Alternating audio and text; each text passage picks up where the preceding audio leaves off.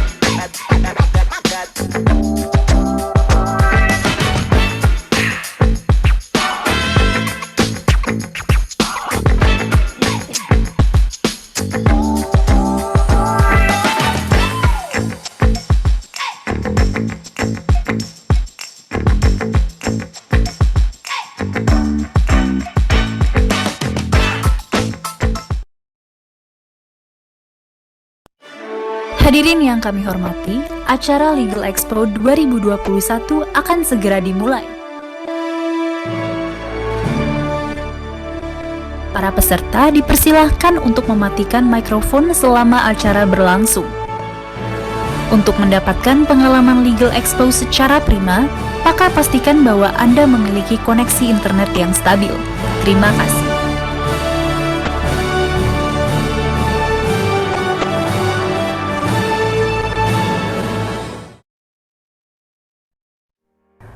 Assalamualaikum warahmatullahi wabarakatuh. Salam sejahtera untuk kita semua. Selamat datang kepada Bapak, Ibu, dan teman-teman dalam Legal Expo 2021 yang diselenggarakan oleh alumni FHUI Angkatan 91 bekerjasama dengan IDLC dalam rangka Pearl Reunion. Rangkaian acara Legal Expo kali ini adalah launching buku yang berjudul Antologi Untayan Mutiara Hukum Lintas Praktik dan Sektor, berisi kumpulan tulisan pendapat hukum dari 24 penulis alumni FHUI Angkatan 91. Ada 29 artikel, 38 webinar, 48 meet and greet dengan kelas paralel 8 sesi setiap harinya, dan 50 podcast yang akan disiarkan melalui 7 stream podcast, yaitu Spotify, Anchor FM, Apple Podcast, Google Podcast, Breaker, Radio Public, dan Podcast Cast. Semua narasumber berasal dari berbagai profesi yang ahli di bidangnya masing-masing. Dalam Legal Expo ini tersedia juga kesempatan magang, mentoring, dan info beasiswa. Nah, buat yang ingin tahu lebih lanjut, jangan lupa cek website kita. Langsung saja kita masuk ke acaranya, dan kepada peserta, selamat mengikuti.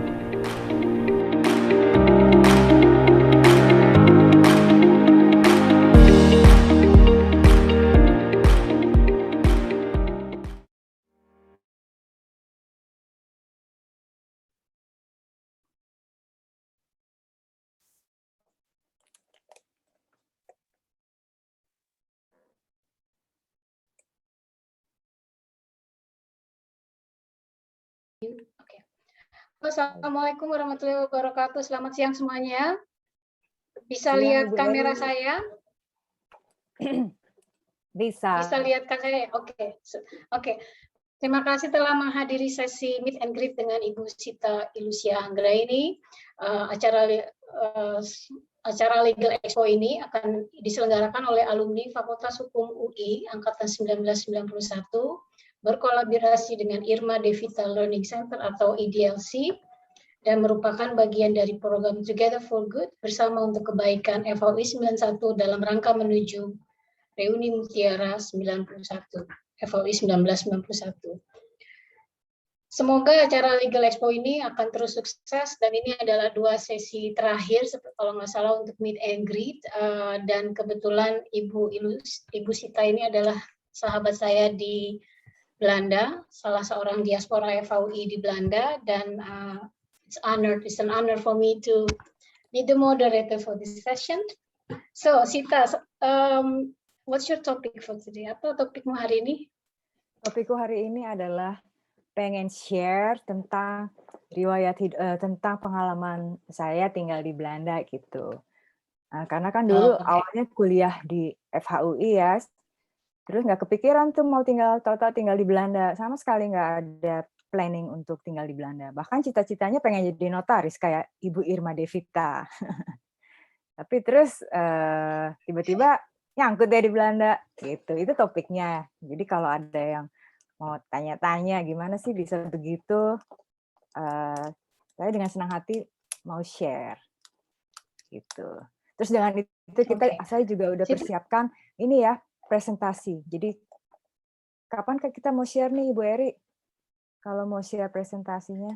Oh, kamu belum bisa ya ini ya? Aku udah bisa share. Halo Sita. Halo. Laptopnya belum bisa ya? Udah bisa. Sita, you're frozen. Oh, sekarang? And now?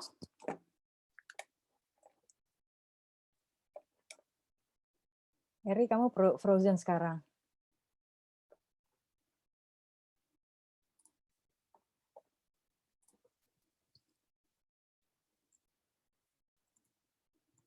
Frozen?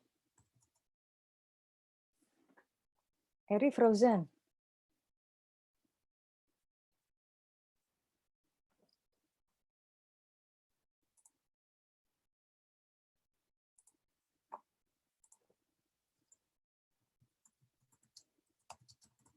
Moderatornya frozen ya? Sekarang masih frozen nggak?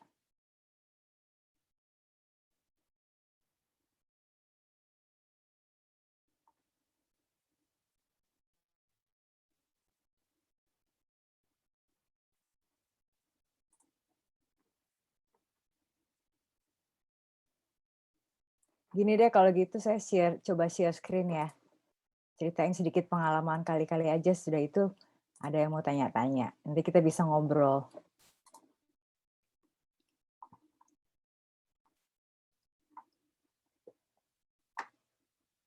Bisa kelihatan share-nya, screen-nya?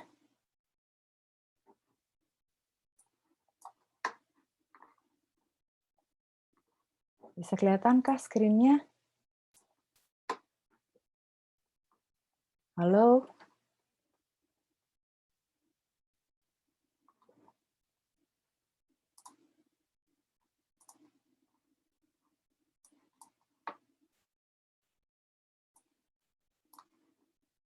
Oke. Jadi kalau gitu kita bahas. Kalian dengar suara saya nggak? Terdengar, Ibu. Oke. Kalau gitu saya lanjut aja ya. Lanjut sambil cerita-cerita. Nama saya Ilusia Sita Anggraini, married dengan Jeroen Vermeulen. Terus saya udah tinggal di Belanda sejak tahun 97, jadi udah kira-kira udah 24 tahun lah tinggal di sini. Terus, jadi dulu awalnya waktu kuliah di FHUI, cita-citanya masuk Fakultas Hukum itu karena saya pengen jadi notaris. Gitu, pengen punya kantor sendiri, terus pokoknya nggak mau deh jadi employee gitu di perusahaan apa gitu. Mana kayak nggak mau, pokoknya pengen jadi my own boss. Terus saya juga senang gitu kan mengutak-atik dokumen, terus oke lah pengen jadi notaris, terus pilihan studi ini FHUI. Sesudah itu pas tahun kedua, semester ketiga lah katakanlah, masuk ke tahun kedua, terus saya liburan ke Belanda, terus tahu-tahu pas liburan itu ketemu sama my future husband lah gitu katakanlah. Terus sudah itu long distance relationship, sudah lulus, terus married, terus nyangkut deh. Terus saya pergi ke Belanda untuk bermukim di sini. Gitu. Nah, sampai di Belanda, terus, ini riwayat hidup nih ya, CV. Sampai di Belanda, terus saya pikir, kita harus berkarya juga nih di sini.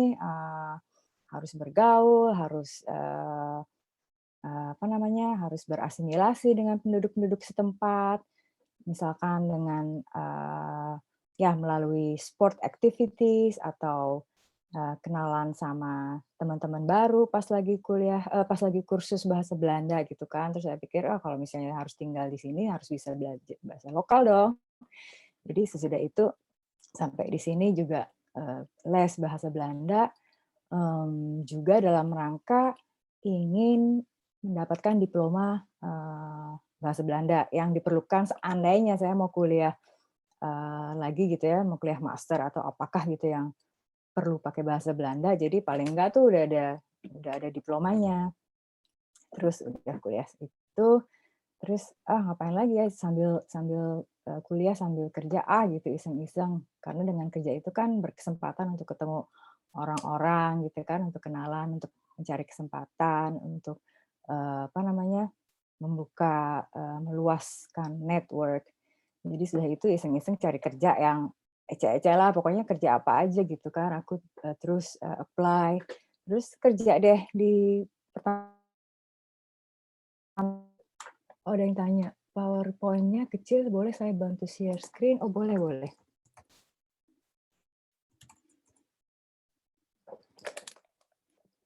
Terus sudah itu kerja kayak di wartel gitu.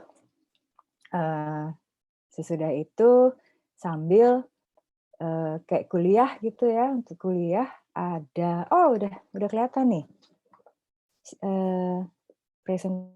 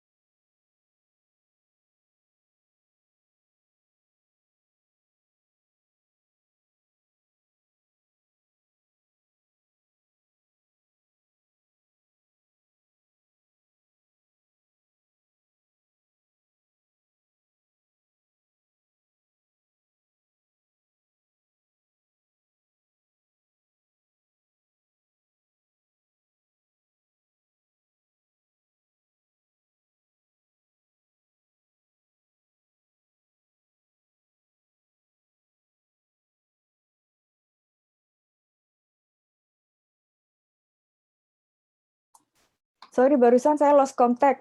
Wifi-nya tahu-tahu hilang. Kalian dengar nggak? Ya, kedengaran Bu Sita. Kedengeran? Oh ya, lanjut ceritanya ya. Atau udah ada yang mau nanya-nanya nih, mau ngobrol?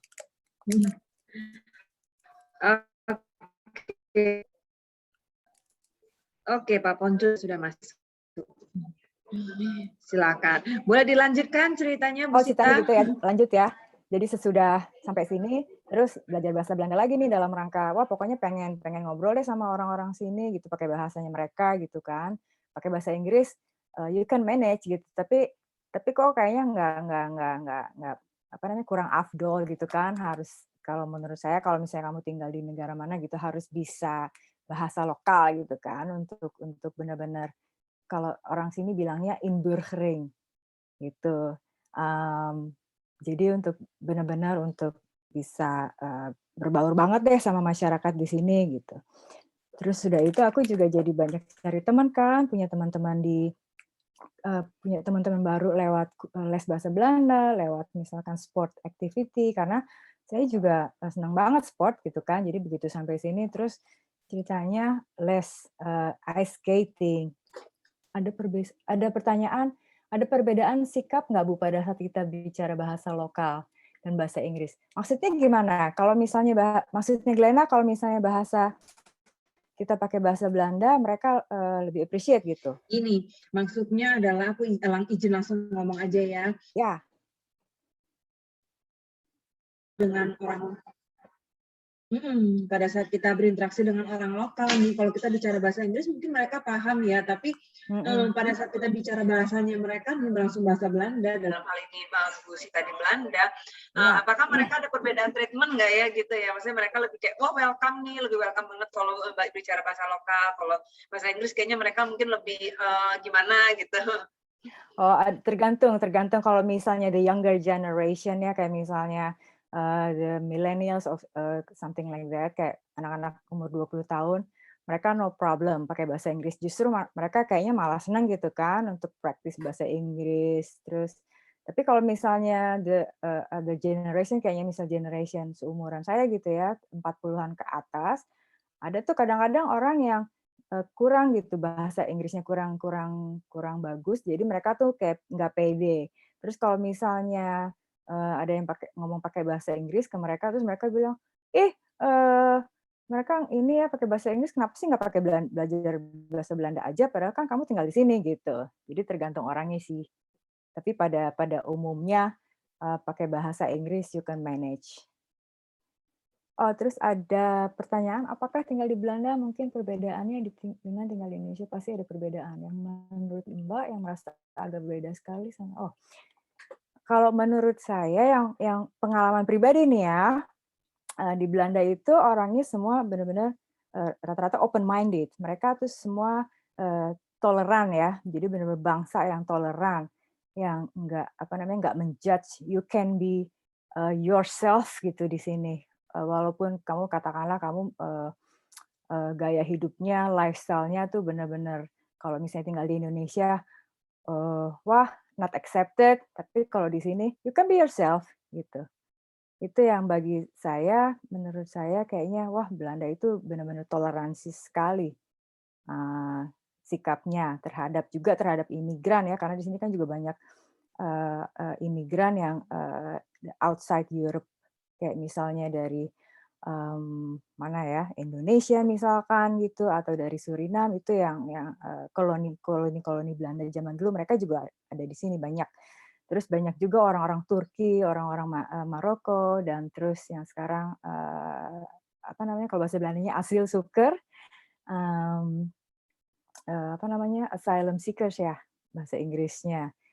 Nah, mereka juga dapat fasilitas dan welcome gitu di sini. Oh, oke, ada pertanyaan lagi, skill apa yang membuat kita unggul sebagai fresh graduate dibanding dengan pelamar kerja di Belanda? Ya kita harus bersaing juga loh dengan pelamar-pelamar kerja yang native ya. Jadi, apa ya, pada saat saya, apply kerja gitu, jadi kayaknya harus kerja lebih keras untuk membuktikan bahwa gue ini bisa gitu loh. Gue ini bisa, kapasitas gue sama kayak lo, bahkan gue bisa belajar, gue bisa bercakap-cakap dengan bahasa lu gitu. Karena pekerjaan yang akhirnya saya kerjain sekarang, sejak 20 tahun yang lalu itu, dulu benar-benar harus pakai bahasa Belanda. Jadi dulu company itu benar-benar perusahaan Belanda banget. Jadi harus bisa bahasa Belanda, harus bisa bikin advice, bisa kasih advice ke clients, harus pakai bahasa Belanda. Dan itu juga udah gitu bukan hanya street language, Dutch street language, tapi benar-benar legal language yang itu benar-benar begitu pas saya kerja di kantor pengacara tuh agak kesusahan. Jadi pada saat itu baru setahun tinggal di sini, terus langsung kerja di kantor pengacara, benar-benar membuat heboh ya, maksudnya, wah kerja keras banget. Jadi kalau misalnya saya bikin konsep surat atau gimana, langsung balik dengan coretan, salah, ini grammarnya nggak benar. Tapi dengan itu, because of the hardship, saya tuh jadi belajar gitu loh. Jadi oh jadi harus gini, harus gitu. Jadi terus semakin banyak kesalahan, semakin banyak pembelajaran gitu. Ada lagi pertanyaan? Waduh, ini pertanyaannya susah nih. Selama kuliah di Fakultas Hukum banyak istilah berbahasa Belanda, betul. Karena hukum kita berkiblat ya dengan hukum Belanda. Sebagai praktisi hukum di Belanda, apakah ada kesamaan untuk hukum di Belanda dan Indonesia? Saya saat ini bekerja sebagai legal assistant, jadi sebenarnya sih nggak jadi praktisi hukum ya, kayak misalnya sebagai yuris gitu, enggak juga tidak sebagai konsultan, tetapi sebagai tim member dari suatu kayak praktek gitu ya, kayak praktek tim yang terdiri dari satu yuris, satu konsultan, satu associate, dua-duanya yuris nih, dan ada lagi paralegal. Paralegal ini kolega saya ini bukan yuris, tapi dia juga pekerjaannya agak-agak memberi advice gitu. Jadi antara admin dan antara yuris ya. Jadi dia juga memberi advice, dan saya gitu admin support. Jadi kalau pekerjaan saya saat ini sebenarnya nggak terlalu deep theoretical banget gitu, enggak. Jadi lebih ke praktis, kayak misalnya kalau misalnya ada case baru nih, kita bikin file, terus kita harus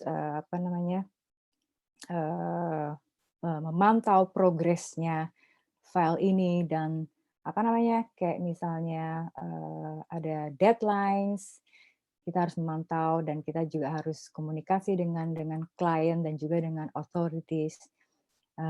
Dan bidang saya ini saat ini adalah bidang hak milik intelektual ya. Nah itu ada juga kesamaannya sama di Indonesia. Jadi kayak misalnya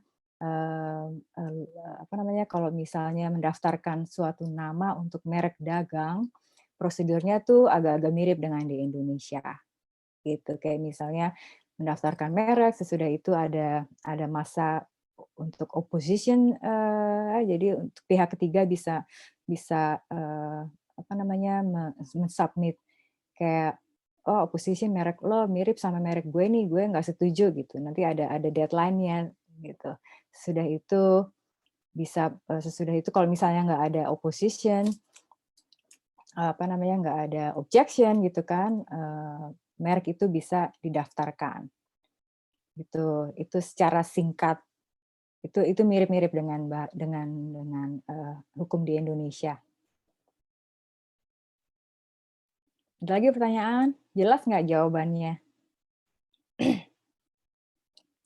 Oh, lanjut ya ininya ya.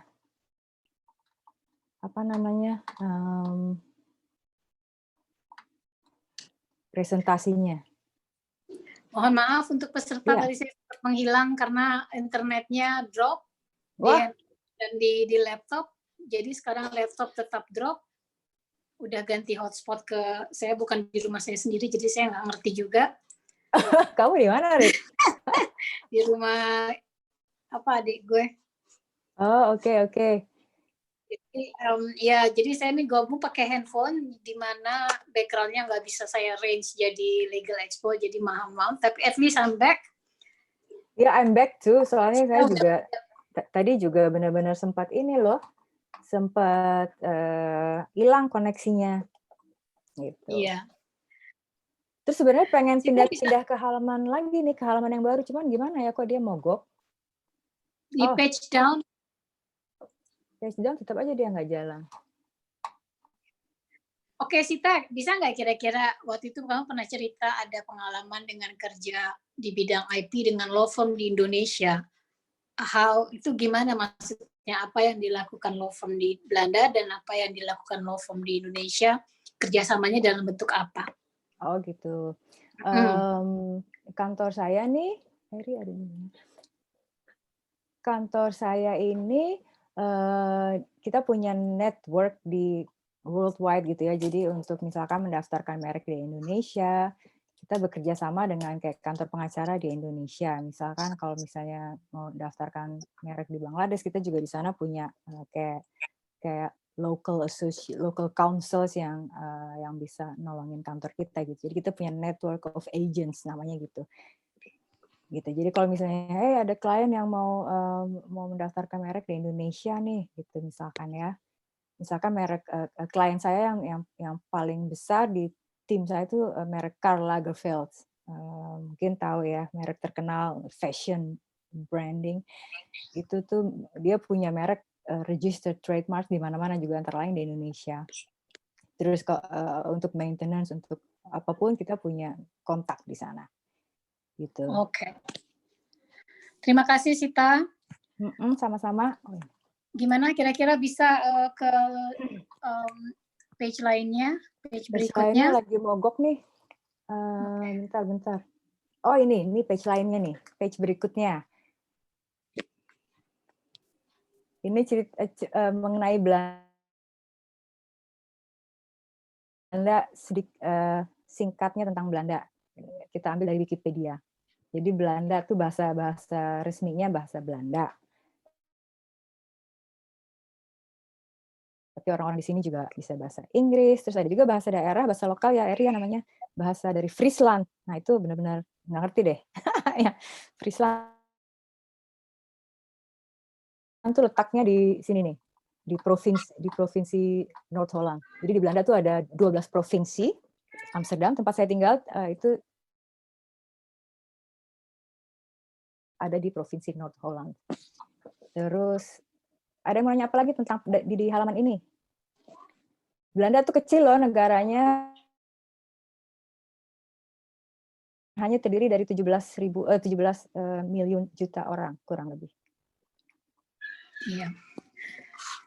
Jadi di sesi ini, sesi kedua untuk membicarakan pertama itu saya 2 hari yang lalu, sesi berikutnya adalah nanti Tiwi, tidak spesifik Belanda, tapi dia diaspora Belanda juga. Jadi kalau kita menjelaskan kira-kira di Belanda tuh itu internasional sekali. Saya sendiri sampai sekarang Belanda saya belum lancar dan pekerjaan saya hampir 100%-nya tuh berbahasa Inggris. Jadi untuk yang ingin berkarir di Belanda itu bisa bahasa Belanda is a plus, tapi tergantung dan you can start with knowing only English, tapi tergantung perusahaannya dan jenis pekerjaan. Iya, untuk apa namanya, untuk banding-bandingan Ibu Eri ini juga kerja di Belanda. Sebenarnya ya Ria, cuma kamu lagi di Jakarta saat ini. Apa namanya, kalau kantornya Eri itu bisa pakai bahasa Inggris ya Eri semuanya.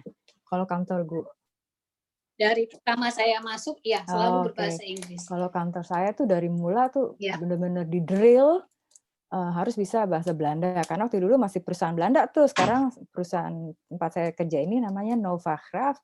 Dia tuh udah apa namanya kerjasama dengan kantor-kantor lain jadi gede sekarang. Dan jadi semakin internasional gitu loh. Tapi zaman dulunya mereka tuh benar-benar Belanda banget. Oh, ada pertanyaan dari Glenna nih. Glenna, kita kenal ya sebenarnya ya, personally. Apakah ada kesulitan beradaptasi dengan makanan dan tempat tinggal di Belanda saat pertama ke sana? Nah, makanan sama sekali nggak susah, Glenna, karena kalau misalnya orang Indonesia kan kadang-kadang pengen makanan Indonesia itu banyak banget. Pokoknya dari masakan Padang pun ada gitu ya. Ya, Padang food banyak deh. Terus apa sih yang nggak ada gitu, bakso segala macam gitu ada. Jadi kalau kesulitan beradaptasi itu enggak, karena apapun ada, bahkan Indomie pun ada gitu yang jual di sana. Terus tapi kalau makanan tradisional Belandanya, mereka sebenarnya nggak terlalu kuliner sih, bangsa Belanda tuh nggak terlalu kayak orang Prancis gitu, enggak. Yang makanan tradisionalnya apa ya, yang benar-benar tipikal Belanda. Kalau misalnya sekarang musim-musim dingin kayak gini tuh mereka makan, oh ya, they smash everything gitu. Kayak misalnya kentang rebus gitu ya, kentang rebus tuh benar-benar di-smash, dicampur sama veggies, jadi namanya stampot. Stampot terus makannya sama sausage gitu misalnya, atau sama a piece of meat gitu. Jadi mereka tuh sebenarnya makanannya boring kalau buat dinner ya. Jadi harus ada adapel itu kentang, veggies sama meat atau fish or chicken. Udah gitu aja. Boring. Terus apa lagi pertanyaannya yang pengen tahu? Oh, tapi kalau saya sih karena saya suka semua, jadi no problem dengan makanan. Street food yang paling saya suka adalah haring. Tapi juga ada yang terkenal loh di Indonesia, mungkin orang Indonesia tahu namanya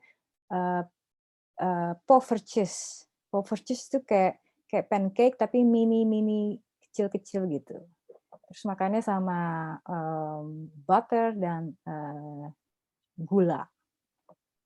Dan ada lagi yang namanya panekuk, itu gede gitu, kayak pizza tapi kayak pancake, bukan American pancake tapi bentuknya tuh segede pizza, tapi itu sebenarnya pancake, jadi kayak pancake tipis gitu ya. Itu. Terus ada lagi pertanyaan?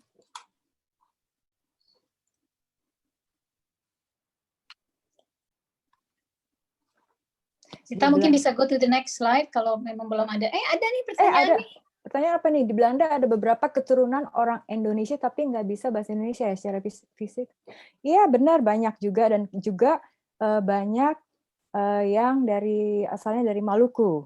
Jadi orang-orang Maluku tuh yang pindah ke Belanda pada tahun 1950-an.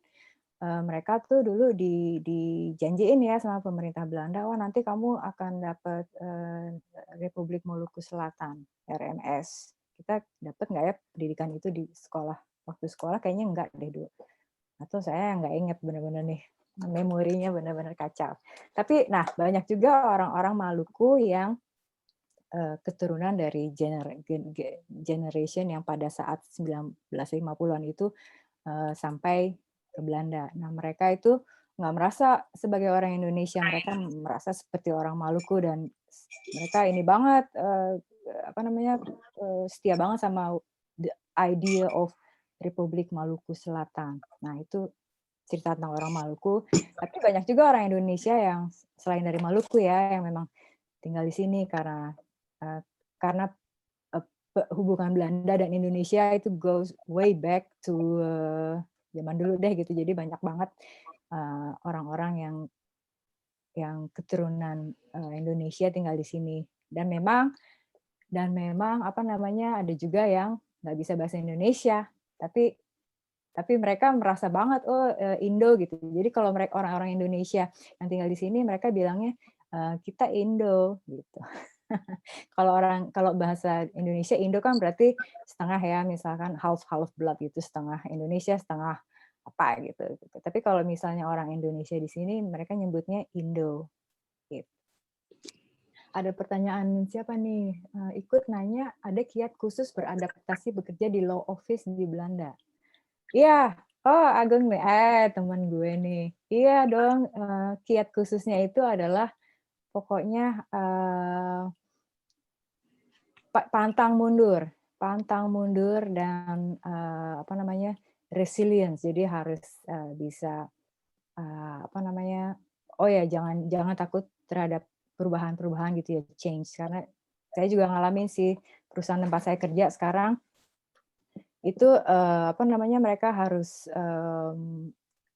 beradaptasi selalu ya, harus tetap kompetitif, dan terus mereka sekarang bekerja sama dengan perusahaan lain, jadi kayak selalu there is always change gitu loh. Jadi kita nggak bisa stay behind, dan itu juga dalam hal digital kita juga harus selalu belajar tentang hal-hal baru yang misalkan gue gaptek nih gitu, cuman ya toh kamu harus do your best untuk to learn those things to be able to untuk bisa ikutan gitu loh, kalau nggak kamu ketinggalan. Oh ya, ada pertanyaan lagi, ada perbedaan work ethic di Belanda dengan di Indonesia. Ada masalahnya saya belum pernah kerja di Indonesia, maksudnya kerja beneran serius belum pernah. Tapi kayaknya sih agak-agak mirip ya kalau misalnya kerja di law firm, menurut apa yang saya dengar dari teman-teman yang dulu pernah kerja di law firm di Indonesia, kayak Ibu Eri, nanti mungkin kamu bisa kasih input, Bu Eri. Kalau di law firm di Indonesia tuh bisa sampai kayaknya all night long gitu ya, kerja di Belanda juga kayak gitu. Jadi kayaknya kerja dari from 9 to 5 itu enggak deh, jadi lebih. Jadi kayaknya they ask everything from you gitu. Terus harus pokoknya give everything what you can gitu kan untuk berprestasi. Saya bisa tambahkan, saya juga dulu pernah kerja di law firm di Indonesia, di mana jam kerja tidak beraturan sih. Bukan saya tidak suka, cuman it's not really what I want to do. Jadi saya sendiri nggak pernah kerja di law firm di Belanda, tapi saya kerja di bank di Belanda. Jadi kalau membandingkan dengan etika kerja dari sisi jam kerja, saya sendiri punya teman kerja sebagai lawyer di law firm, sama aja, cuman mungkin jamnya panjang, jadi saya yang namanya sering nginep di kantor sampai besok pagi, pulang lagi cuman mandi, itu biasa banget dulu. Di sini nggak sampai gitu, mungkin pulang malam, cuma nggak sampai nginep. Itu dulu ya, tahun berapa ya, 90 akhir ya, di late 90s. Nah di Belanda, itu pengalaman teman saya yang kerja law firm Amerika di Belanda, dan saya juga kerja di law firm yang sama tapi cabang Indonesianya. Nah terus kalau etika kerja yang mereka tuh lebih transparan, jadi memang lebih transparan. Kalau di bank tempat saya bekerja, jadi di Belanda tuh ada namanya CAO, Collective Labor Agreement, dan itu jenis bidang pekerjaannya. Kalau perbankan dengan perbankan yang sama-sama size-nya seperti dengan ING, Rabobank dan ABN AMRO tuh sama, di mana tujuan mereka utama adalah keep the balance between work and life. Jadi itu sangat membuat saya jadi senang kerja di bank dibandingkan dengan bidang pekerjaan lain di Belanda. Ada juga collective labor agreement di Horeca, hotel, restoran, kafe, ada juga yang beda sekali. Atau kalau law firm ada nggak ya, Sita?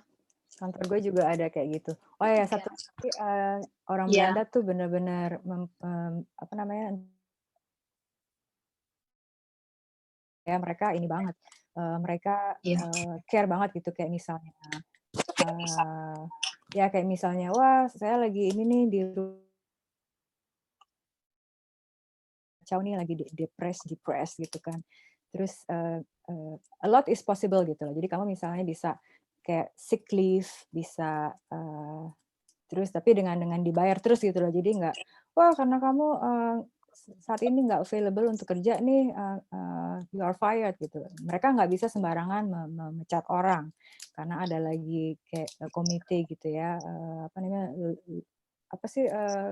bahasa Belandanya gue jadi lupa. Pokoknya nggak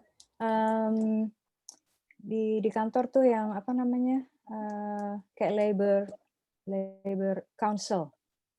Oh, HRD, Arboyuni, Bukan, HR tuh kan ini kan kayak human resource, tapi yang council yang terdiri dari manajemen, terdiri dari segala macam tuh. Labor council. I know, work council. Ya, work council. Work council, ya. Jadi nggak bisa sembarangan mencat orang kayaknya, Iya. prestasi lo jelek nih, you're Iya. fired gitu sembarang kayak di Iya. Amerika kalau misalnya lihat-lihat di film gitu kan, you're fired gitu, Iya. itu nggak bisa Iya. sembarangan, harus meng-apply ke segala macam instansi gitu. Iya. Terus Dan itu bahkan kalau ternyata ada juga di law firm ya, Sita ya? iya. Oke. Terus, kalau misalnya, benar-benar, nggak bisa kerja nih karena satu dan lain hal, kalau misalkan, karena, wah sakit atau gimana gitu kan, sakit. Nah terus bisa tuh, jadi kayak sick leave gitu ya untuk waktu yang lama, misalkan beberapa bulan, itu bisa gitu loh, ada arrangement-nya. Ini ada pertanyaan menarik nih, membandingkan kerja di Paris dengan Amerika.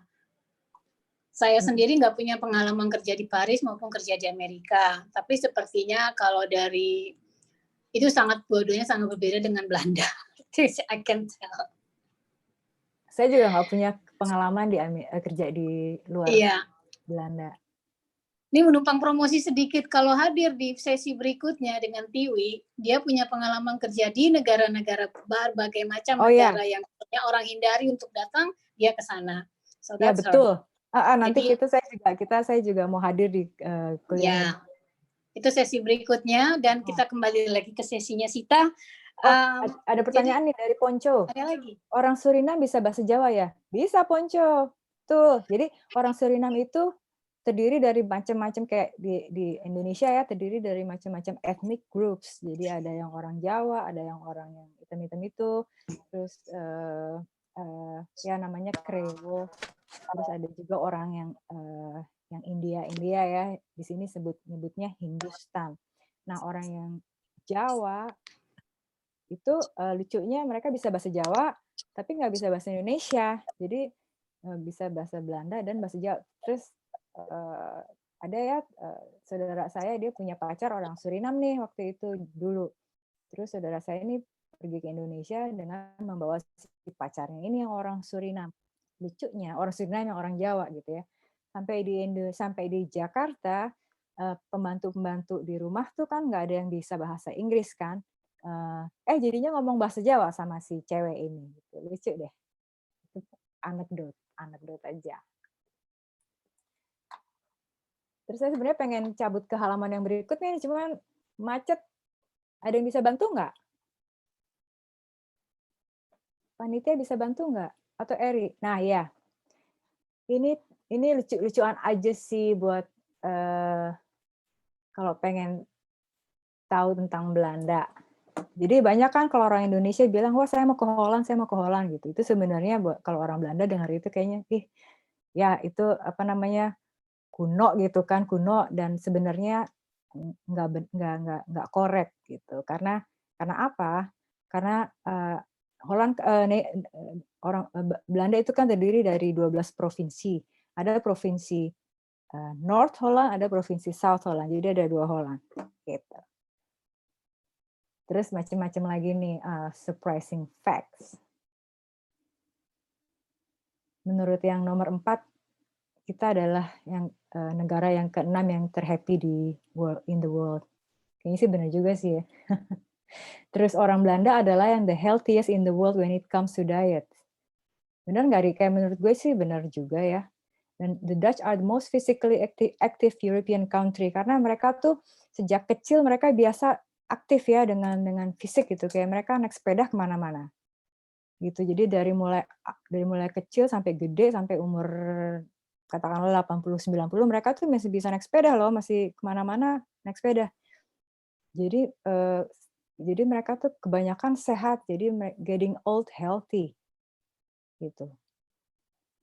Terus orang Belanda juga bahasa Inggrisnya bagus banget. Jadi dari mulai entah kenapa pokoknya bahasa Inggris selain bahasa lain ya, mereka juga proficient di bahasa Prancis, Jerman, kayaknya otomatis gitu. Mereka bisa switch langsung, bahasa ini karena mereka udah termasuk dalam program pendidikan kali ya sejak kecil. Ada yang nanya lucu nih. Bentar. Menurut pengalaman Ibu, penting pengalaman kerja atau pelatihan hukum? Jadi hilang nih. pengalaman kerja atau pelatihan hukum seperti PKPA, auditor, dan lain-lain untuk bergabung ke firma. PKPA itu apa ya, Ahmad Aryadi?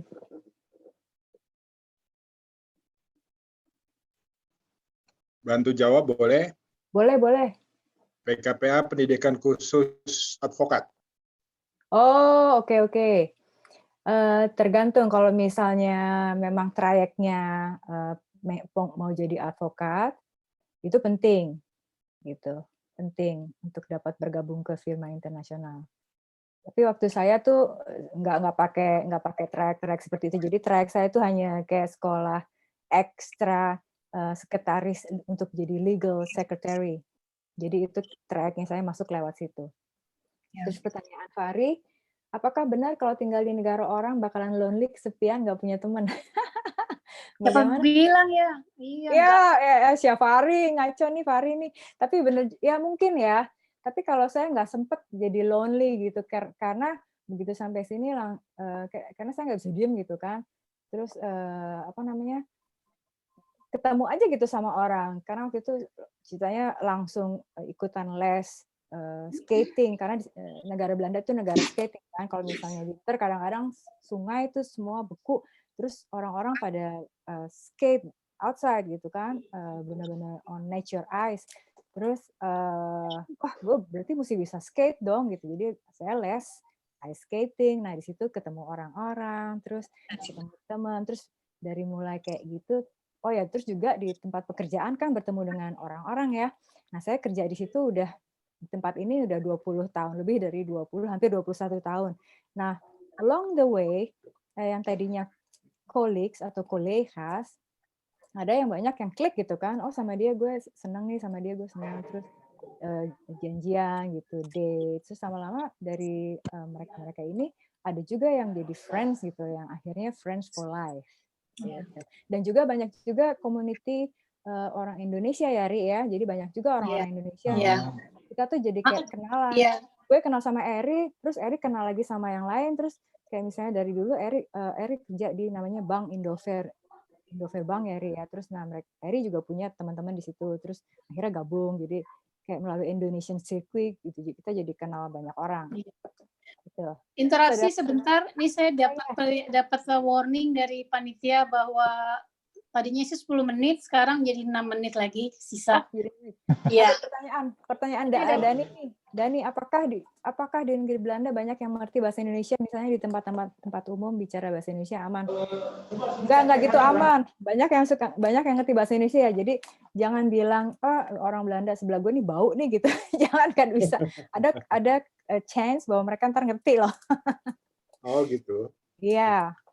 Terus ada Ibu Damayanti. Halo. Jangan sembarangan dah. Jangan sembarangan, ntar ngerti loh. Oh, terus ada yang nanya Ponco nih, kenapa kantor cepat tutup? Apa kabar Sita? Baik. 3 orang dari Jakarta dulu semua soalnya. Baik Dan. Miss you all. Miss you all, I miss you.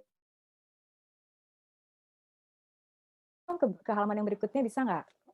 Sambil saya cerita ya, kenapa toko cepat tutup katanya si Ponco. Sekarang lebih cepat lagi karena ada lockdown lagi nih kemarin. Berapa lama jam kerja? 8 jam. Pokoknya 8 jam gitu rata-rata. Tadi dibilang seperti udah dibilang Ponco kan macam kolektif labor agreement untuk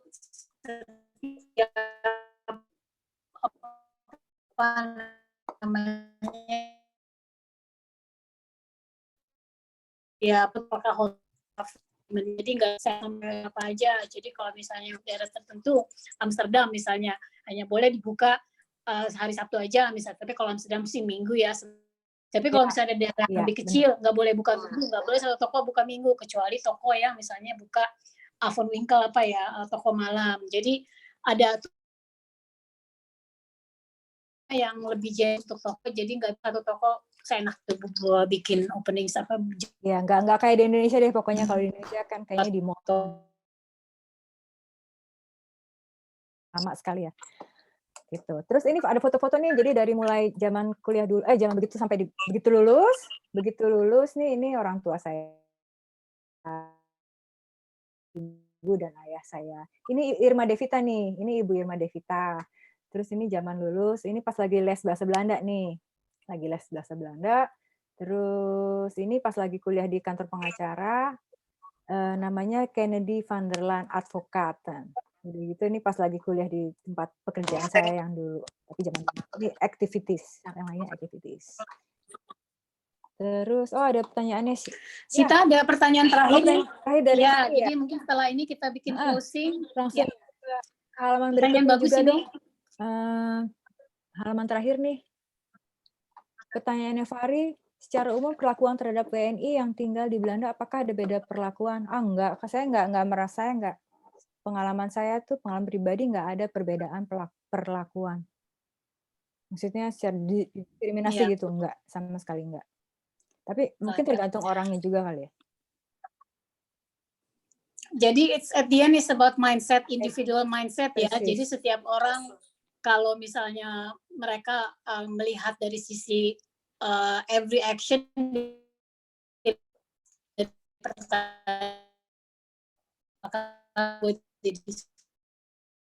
atau enggak. Jadi itu apa rasa itu di situ. Jadi ini about mindset. There are a lot of times, a lot of ways. Ya banyak cara untuk bisa berintegrasi dengan masyarakat. Dan mereka tuh terima. They are very open. They are very open-minded ya. Very sebagian besar masyarakat Belanda tuh open sama semua race, semua agama. Dan dari sisi tergantung kitanya aja apakah kita mau menerima mereka. Jadi reciprocity dari sisi lonely tadi ada yang nanya tuh lonely. Dani atau Fahri enggak sempat lonely. Fahri, Syafari sempat lonely. Sempat. Iya. Kali kegiatan yang bisa kamu ikutin. Ya, even di winter lagi dingin-dingin pun bisa. Jadi Bunda Mayanti fun kok kerja di Belanda ya, kalau tinggal di Belanda cuci. Don't worry, nanti nginep di rumahnya Tante Sita. Far, kita nggak diajak, Far. Iya. Oh, Fahri juga boleh, Fahri. Nggak diajak gimana nih? Iya, yang disebut cuma Bunda Mayanti aja. Pokoknya semua hadir boleh kontak. Nah, penutup nih sebelum ya kembali saya diingatkan panitia pokoknya silakan pengalaman saya nanti jangan karena misalkan saya kuliah hukum nih,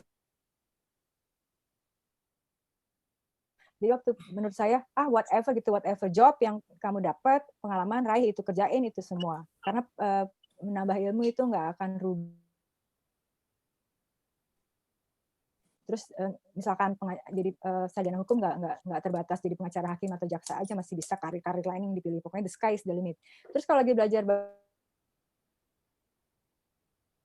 suka malu gitu kan, wah bahasa gue belum bisa banget gitu. Langsung aja dipraktekin, salah deh nggak apa-apa. Itu kan it's a practice makes perfect.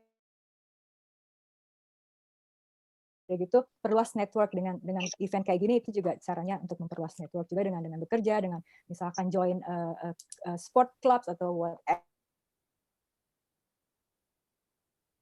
Cara untuk memperluas network, it's fun making new friends, making new people gitu kan. Terus yang kedua, jangan putus asa kalau banyak kamu pikir, waduh ini susah banget nih kerja di sini, pokoknya orangnya gue mesti kerjaan gue selalu harus diulang-ulang terus nih karena salah dulu. It doesn't matter gitu kan, keep going, it will make you stronger. Gitu. Terus kalau misalnya finish each day and be done with it gitu kan, kalau misalnya ada blunders atau should have done better than that gitu, it's okay, you learn from your mistakes gitu kan, tomorrow is a new day gitu. Jadi pokoknya semangat, tetap berprestasi dan berkarya ya, whatever challenges. Terima kasih Sita atas sharingnya pengalaman hidup di Belanda, dan saya sendiri sebagai diaspora FAUI di Belanda juga mengenal Sita dari kuliah sampai sekarang tuh, she is a real struggle, she's a real fighter. Jadi saya ngelihat sendiri secara langsung very proud your friend, and then I'm also FOE. Berikut FOE juga nih, dan semoga bermanfaat, dan it's a very fun session. I hope so. My Ya, pleasure. it's fun, nggak serius-serius banget ya. Foto. Banyak. Oh, foto-foto. Oh iya, foto. Panitia ada fotonya nggak?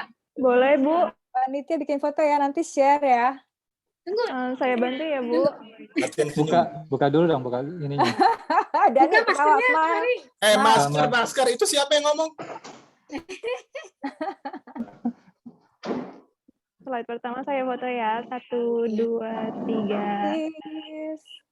Slide kedua, 1, 2, 3. Sudah, Ibu. Thank you for the fun Terima kasih, presentation, Sita. Sita. Eri. Terima kasih. Sama-sama. My I hope to see, pleasure. semoga ketemu di sesi Makasih, berikutnya dengan Tiwi ya. Sita. Bye. Join Sophie. sudah ini kelasnya Tiwi, oke? Ya. Just right after this. Bye. Bye. Oh, di sini. Oke. Just right after this. Right Apa kita nggak usah keluar ya, di sini aja ya? Ada lain info Ya. kecil berikut Langsung ini. kelasnya Tiwi ya. It's very interesting. Oke, dah. Bye. Terima kasih kepada narasumber dan moderator. Semoga diskusi hari ini dapat menambah wawasan dan bermanfaat bagi kita semua yang hadir dalam kelas hari ini. Untuk materi dan absensi, jangan lupa cek di kolom chat. Kami masih ada kelas-kelas dengan topik menarik lainnya yang bisa teman-teman ikuti. Legal Expo 2021 adalah kesempatan terbaik untuk boost your career, advance your studies, and expand your network in the legal field and beyond. Wassalamualaikum warahmatullahi wabarakatuh.